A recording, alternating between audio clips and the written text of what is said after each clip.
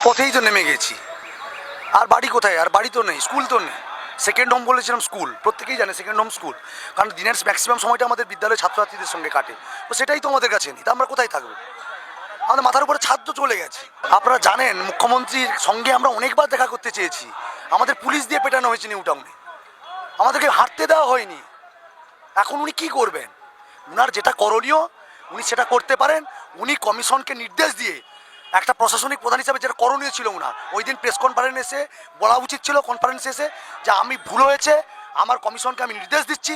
ওটা statutory body, উনি নিজে বলছেন যে নির্দেশ দিচ্ছি অবিলম্বে যোগ্য এবং অযোগ্যের লিস্টটা সঙ্গে সঙ্গে করে সুপ্রিম কোর্টের মহামান্য প্রধান বিচারপতির কাছে গিয়ে বলা যে আমার ভুল হয়ে গেছিলো, অযোগ্যরা এরা, যোগ্যরা এরা, যোগ্যদের চাকরিটা সসম্মানে আমাদের ফিরিয়ে দাও, আমরা আবার বিদ্যালয়ে চলে যাবো। এইটুকুই তো আমরা চাই। ভয়ঙ্কর আকার ধারণ করবে। আর আমার পেটে টান পড়েছে তো, আমার বাচ্চা বা এতজন যে ম্যাডামদেরকে দেখছেন, একটা ছোট্ট দুধের শিশু এসছে, 3 মাসও বয়স নয়, এই রোদের মধ্যে দাঁড়িয়ে আছে। উনি তো এসি ঘরে আছে, 3 মাসের শিশুটাকে নিয়ে এসছে একজন ম্যাডাম।